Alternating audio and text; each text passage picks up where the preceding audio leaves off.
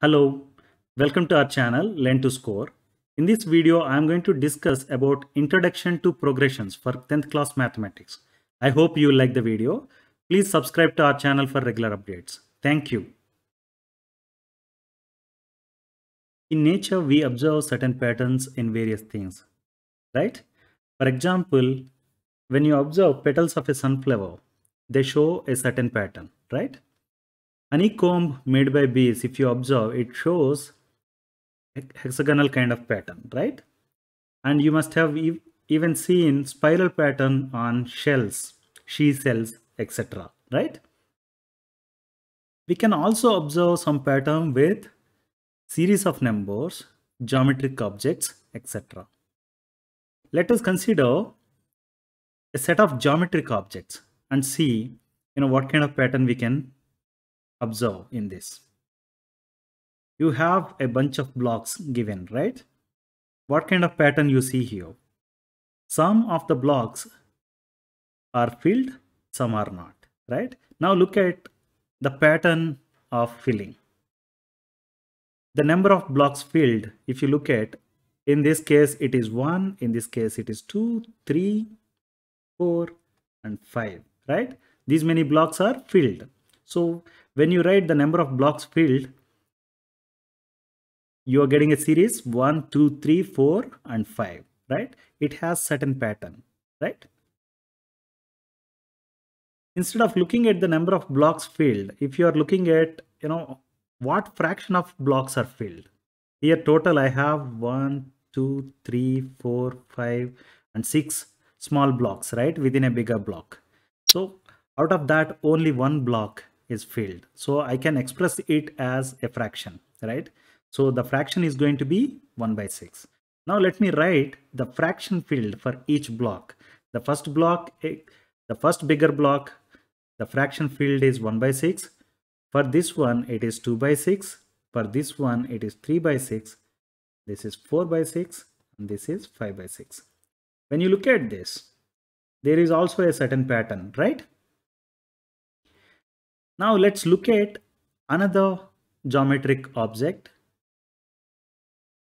Here what you see is a square, right? It is filled one. Here what I see is a bigger square which has got 4 smaller squares, right? I have 1 here, I have 4 here. Here I have total 9 smaller squares put together. I have a much bigger square, right? Here I have total 16 smaller squares, right? Now if I have to write the number of blocks, the square blocks, here I have 1, here I have 4, 9 and total 16 blocks, right? The number of squared blocks are 1, 4, 9 and 16. This is also showing certain pattern, right? What is that pattern? I can write this as 1 square, that is 1, 4 is 2 square and 9 is 3 square and 16 is 4 square, right? Whatever you have seen here is also showing a certain pattern, right? Similarly, we can observe different kind of patterns with series of numbers written.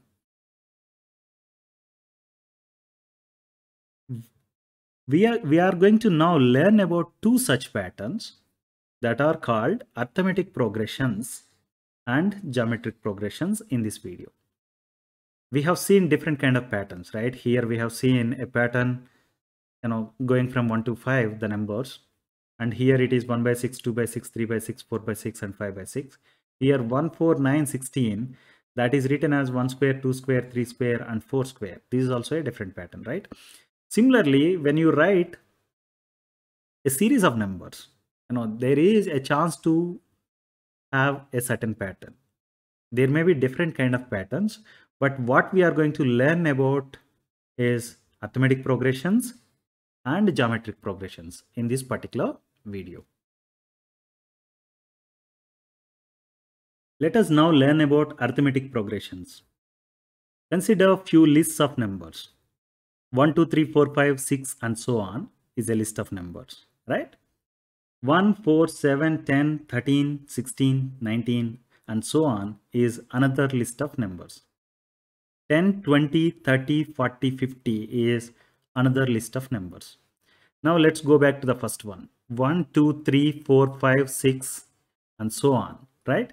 This is a list of numbers, and we know that this list of numbers can also be called as natural numbers, right?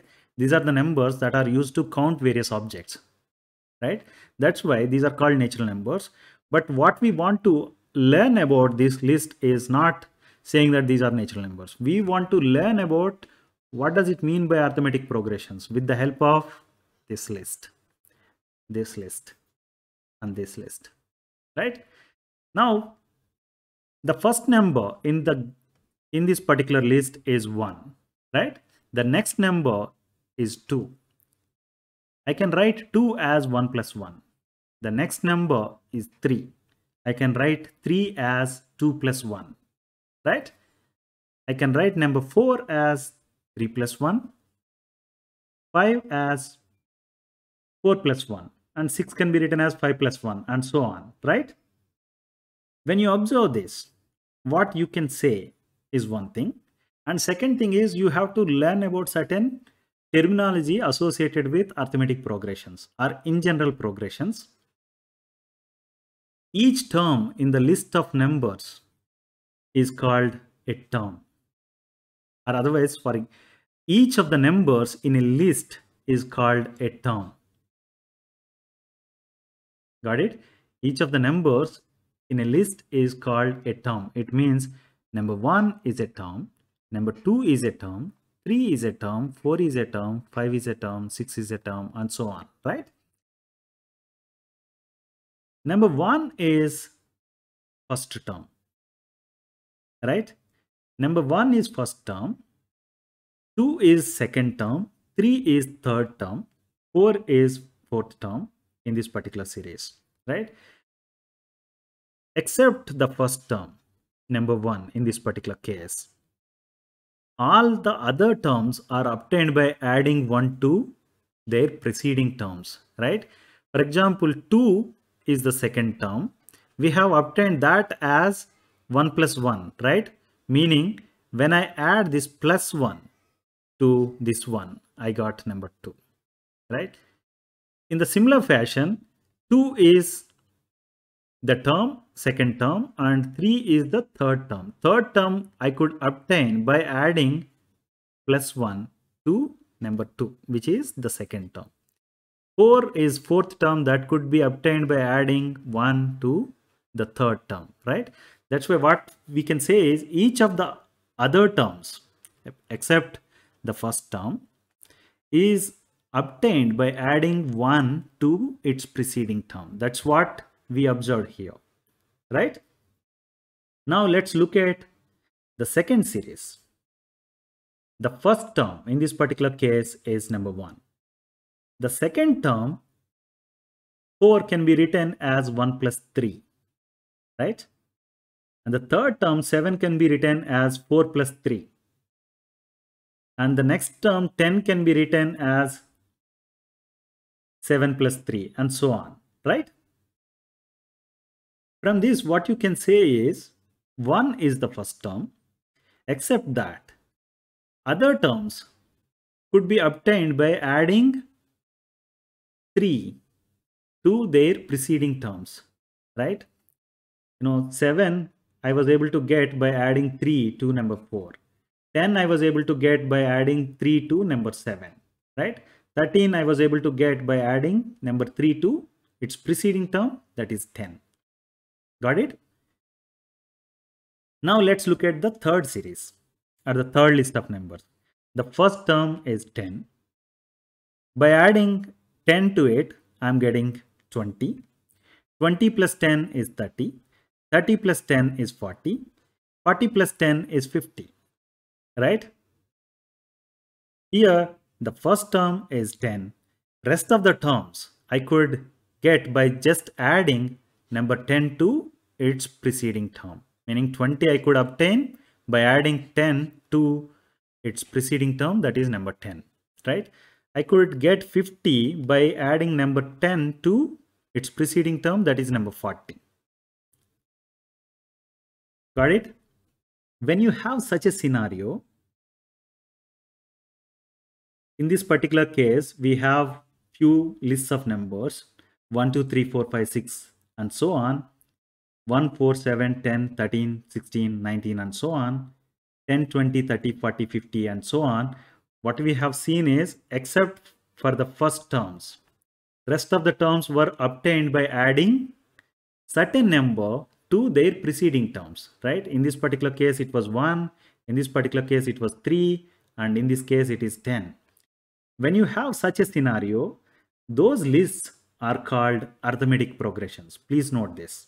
When you have this kind of scenario, you call those series of numbers as arithmetic progressions. Let's understand about this further. Let us consider another arithmetic progression. -3, -2, -1, 0, and so on. In this particular case, the first term is -3, right? The next term I could get by adding +1 to -3, right? -2 can be written as -3 + 1, right? Meaning I am adding +1 to its preceding term so that I could get -2. So -1 can be obtained as -2, that is the preceding term, and +1, that is the common number we are adding, right? 0 can be written as -1, this is the preceding term, +1, right? So this is exactly the following the same pattern what we have learned earlier with other cases, right? Let us consider another arithmetic progression. I'm already calling this as arithmetic progression because this is following the criteria whatever we have said just now. The first term in this particular case is 80, right? I'm adding -10 to the preceding term or the first term 80 such that I could get the second term, right? Now 60 is the third term that can be obtained by adding -10 to its preceding term, that is 70. Got it?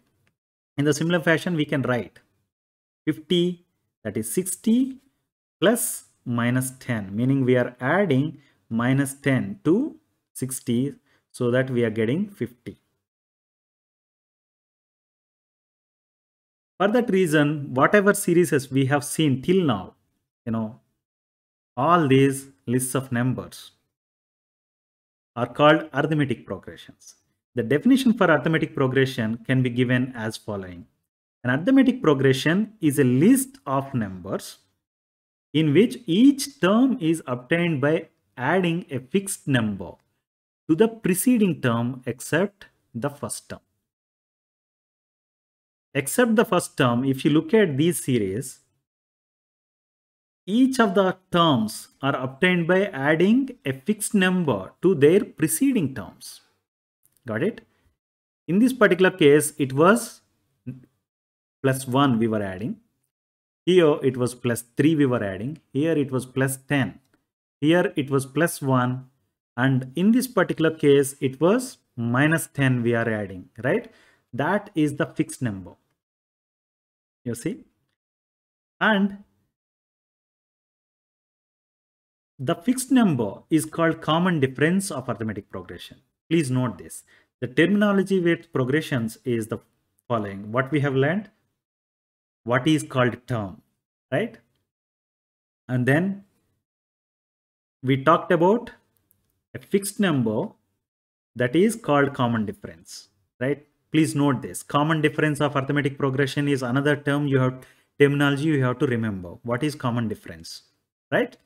Whatever the fixed number you have seen with all these cases, right? 1, 3, 10, +1, -10, all these are fixed numbers, right?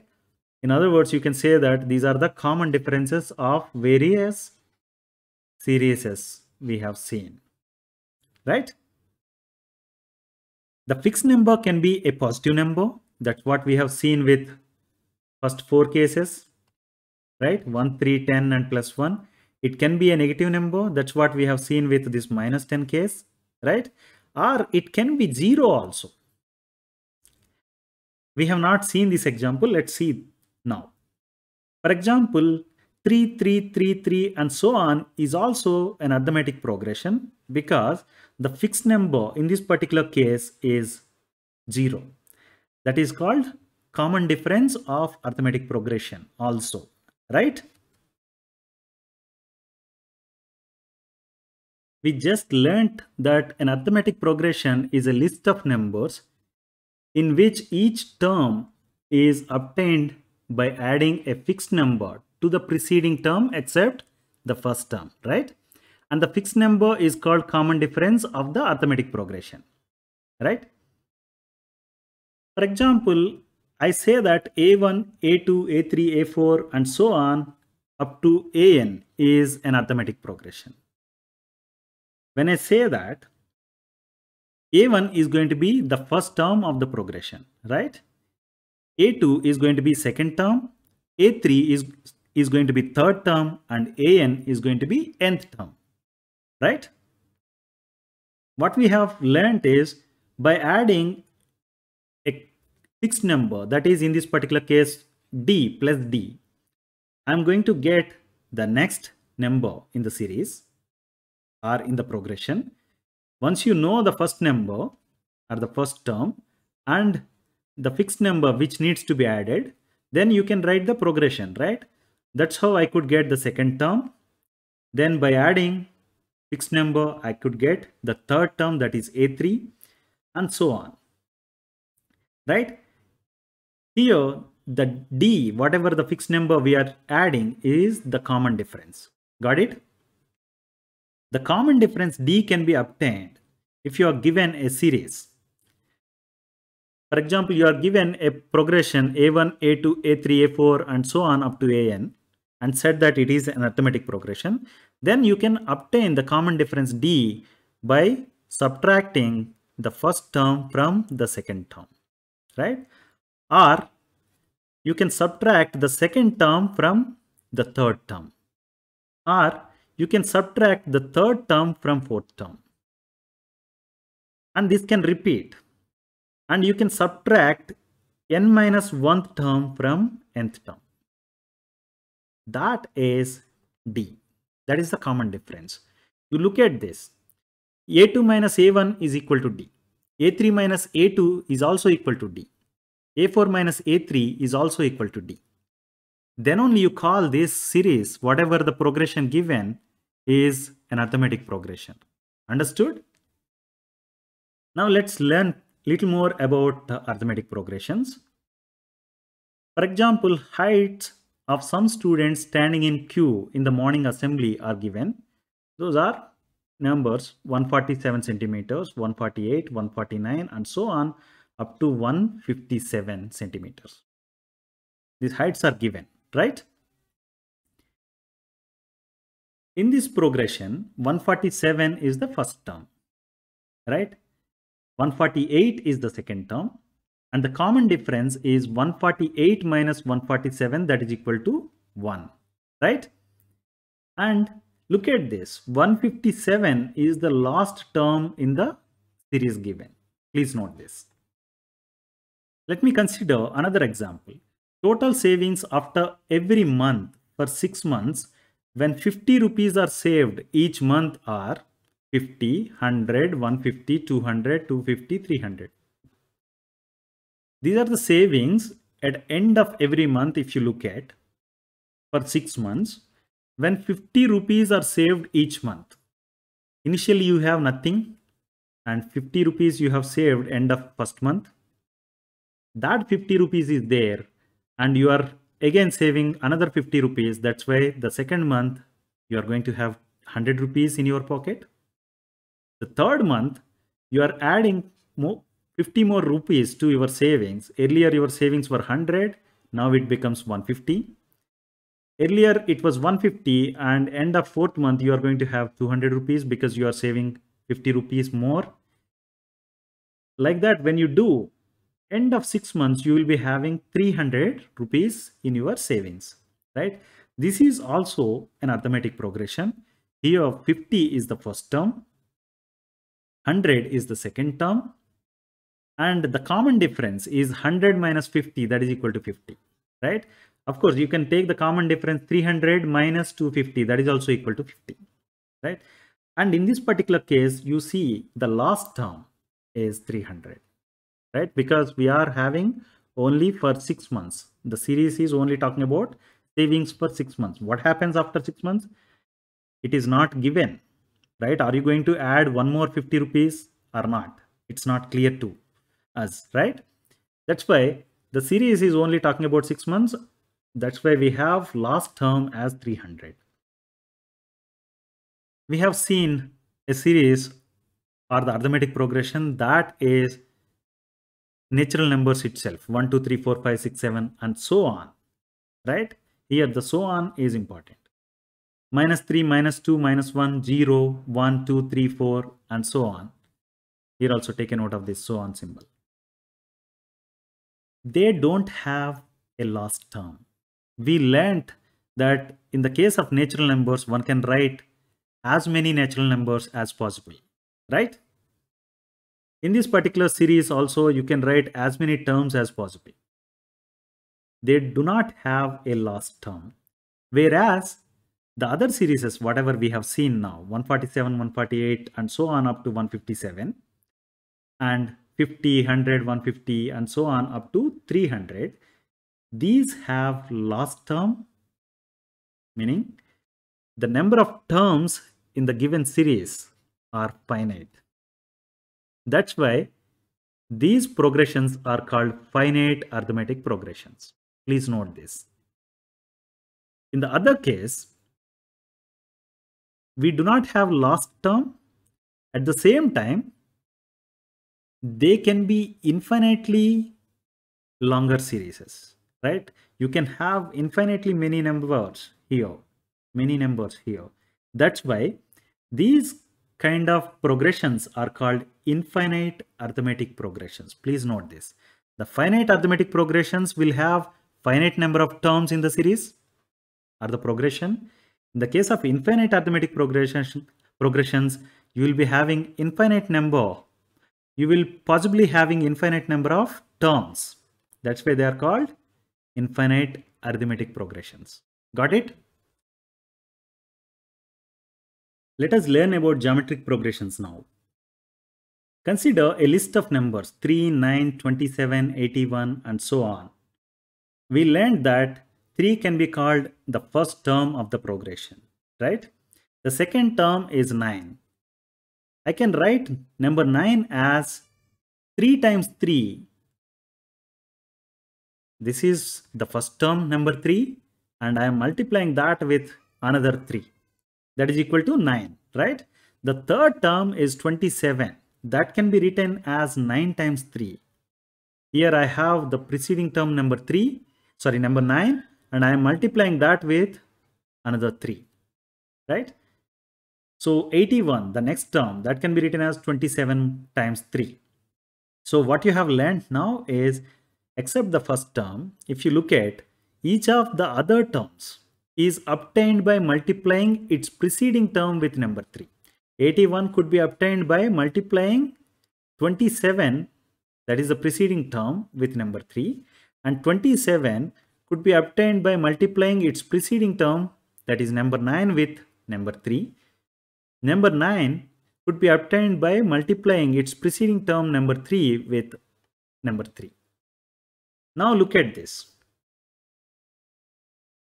We have another series of numbers or list of numbers, right? 1 by 4, 1 by 16, 1 by 64, 1 by 256 and so on. This is also having a certain pattern, right? Let me call the first 1 by 4 as the first term. Then the second term is 1 by 16. The third term is 1 by 64. And the fourth term is 1 by 256 and so on. We have many more terms to come, right? Now the second term, 1 by 16, I can write it as 1 by 4 times 1 by 4. Similarly, the third term, I could write it as 1 by 16 times 1 by 4. 1 by 256 can be written as 1 by 64 times 1 by 4. When you observe this, what you can say is, I could get the fourth term 1 by 256 by multiplying its preceding term, that is 1 by 264, with 1 by 4. Same is true. The third term 1 by 64 could be obtained by multiplying its preceding term, that is 1 by 16, with 1 by 4. Right? What you have learned here is each of the other terms except the first term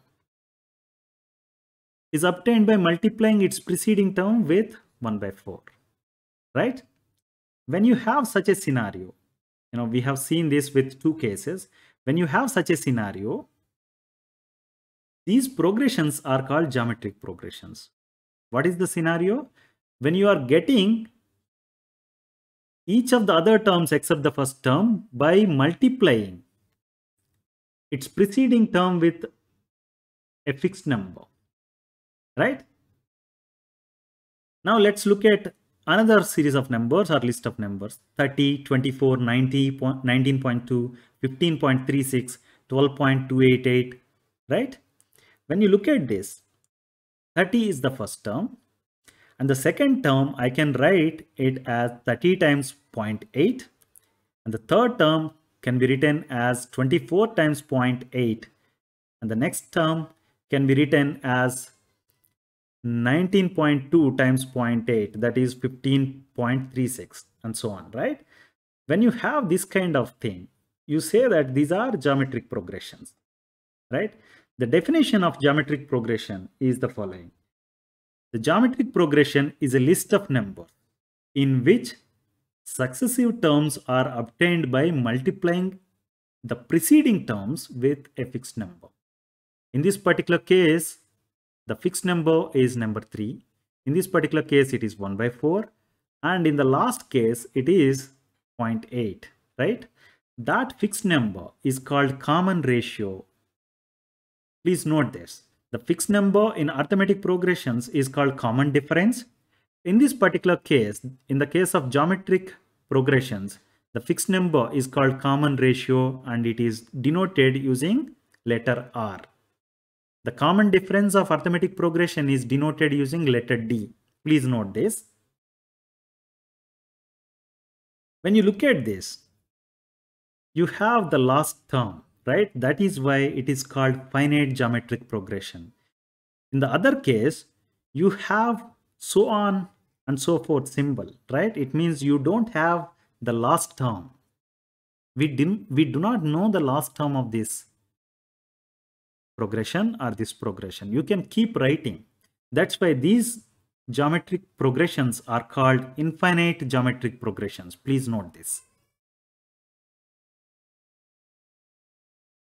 We just learned that geometric progression is a list of numbers in which successive terms are obtained by multiplying the preceding terms with a fixed number, right? Let me say that I have a geometric progression with first term as letter A and common ratio as R.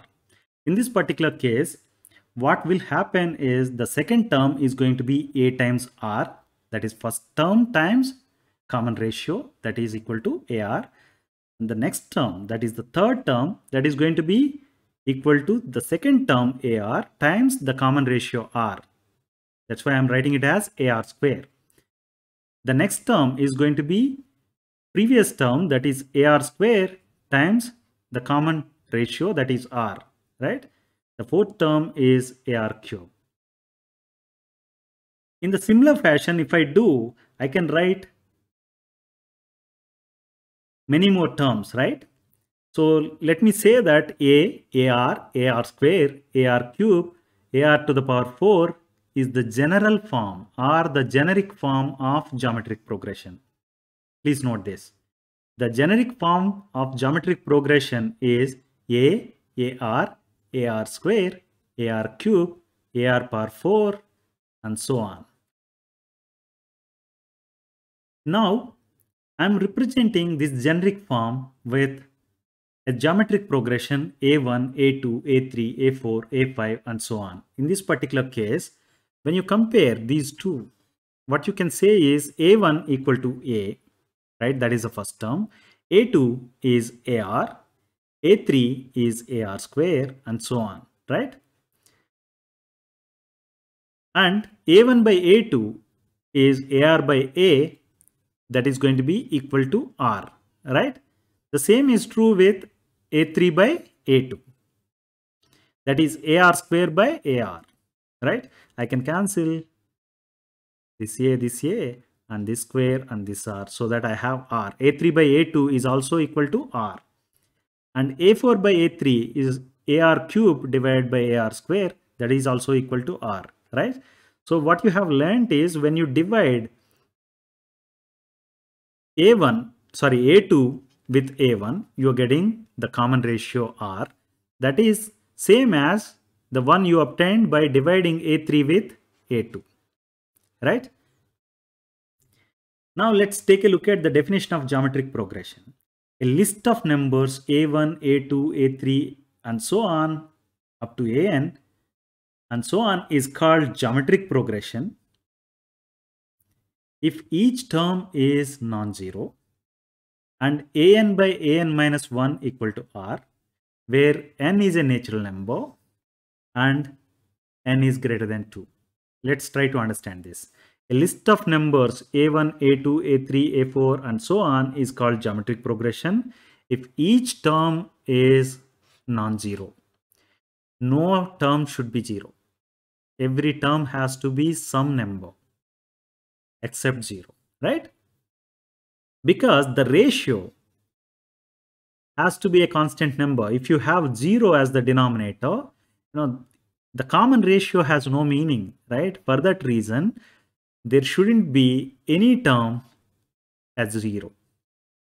And other requirement is n has to be a natural number, meaning the list of terms, the number of terms in the series has to be represented using a natural number, and n has to be greater than 2. If I have only n equal to 1, it means only I have one term. With one term, you cannot say what is this, whether it is a progression or just a constant, right? When you have n equal to 2, you have two numbers. With these two numbers, you cannot say whether it is an arithmetic progression or geometric progression, right? Because unless you have the third term and see whether you are getting a common difference or as the a fixed number as the common difference or the fixed number as the common ratio. If you have to understand that the n has to be greater than 2, n has to be at least 3. Understood? The definition of GP or the geometric progression is a list of numbers A1, A2, A3, A4 and so on is called geometric progression if each term is non-zero and the ratio of nth term to n minus 1th term is equal to R, that is the common ratio, where n is the natural number and n has to be the number of terms in the progression has to be greater than 2. Got it? I hope you like the video. Please like, share and subscribe to our channel Learn to Score. Thank you.